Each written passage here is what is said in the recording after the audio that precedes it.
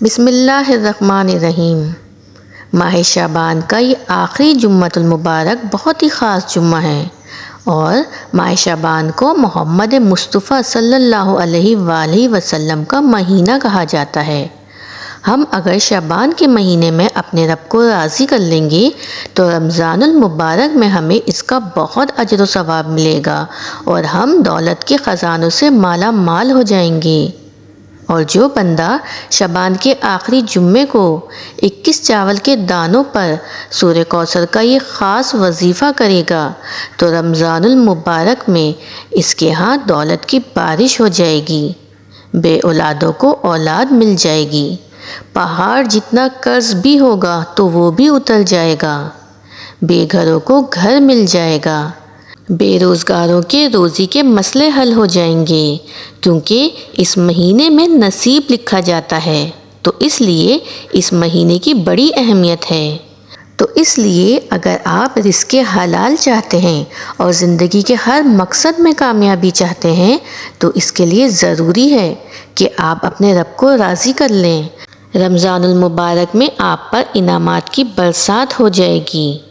یہ وظیفہ بہت ہی طاقتور ہے جو کہ ہر قسم کی نظر بد اور جادو کے توڑ کے لیے بھی بہت ہی کارآمد ہے۔ تو وظیفہ کچھ یوں ہے کہ ماہ شعبان کے آخری جمعے کے دن کسی بھی وقت آپ نے یہ وظیفہ کرنا ہے۔ اس کے لیے آپ نے 21 چاول کے دانے لینے ہیں اور کوشش کریں کہ چاول ٹوٹے ہوئے نہ ہوں۔ اس کے بعد آپ نے وہ چاول کے دانے لے کے باوضو مصلی پہ بیٹھ جانا ہے۔ سب سے پہلے 3 بار آپ نے درود ابراہیمی پڑھنا ہے اور پھر ایک چاول کا دانہ ہتھیلی میں رکھ کر 7 بار سورہ کوثر پڑھنی ہے۔ جب پڑھ لیں تو اس دانے کو ایک سائڈ پہ رکھ دیں اور پھر دوسرے چاول کے دانے کو بھی اسی طرح ہتھیلی پر رکھ کر 7 بار سورہ کوثر پڑھنی ہے اور پھر اس کو بھی ایک سائڈ پہ رکھ دینا ہے اور اسی طرح تیسرے دانے کو اٹھانا ہے اور اس پر بھی یہ عمل کرنا ہے اور اس طرح پورے 21 چاول کے دانوں کے اوپر ایک ایک کر کے 7 بار سورہ کوثر کو پڑھتے جانا ہے۔ جب پورے چاول کے دانے پر یہ عمل کر لیں گے تو ان چاول کے دانوں کو سمیٹ کر کسی کاغذ میں یا پھر کسی شاپر میں رکھ کر آنکھوں کو بند کر کے پورے دھیان سے 21 بار یا غنیو پڑھ لیں اور اس کے بعد 3 بار درود ابراہیمی پڑھنا ہے۔ بس آپ کا یہ وظیفہ مکمل ہو گیا۔ ایک بار دوبارہ سے سن لیں۔ 21 چاول کے دانوں کو لے کر آپ نے ایک ایک کر کے اس دانے کے اوپر 7 بار سورہ کوثر پڑھنی ہے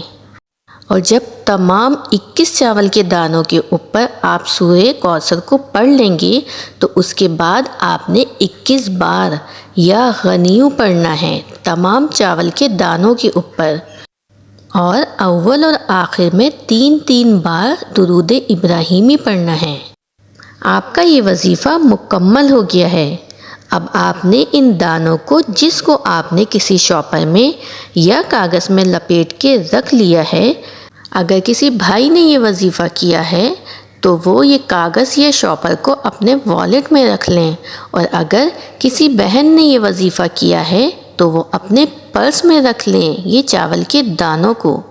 تو پورا سال جب تک یہ دانے آپ کے پاس رہیں گے تو آپ پر رحمتوں کی بارش ہوتی رہے گی اور وہ تمام رکے ہوئے کام اور ناممکن کام جو آپ کو کسی بھی صورت ہوتے ہوئے دکھائی نہیں دے رہے تھے وہ سب اب اپنی آنکھوں سے مکمل ہوتے ہوئے دیکھیں گے۔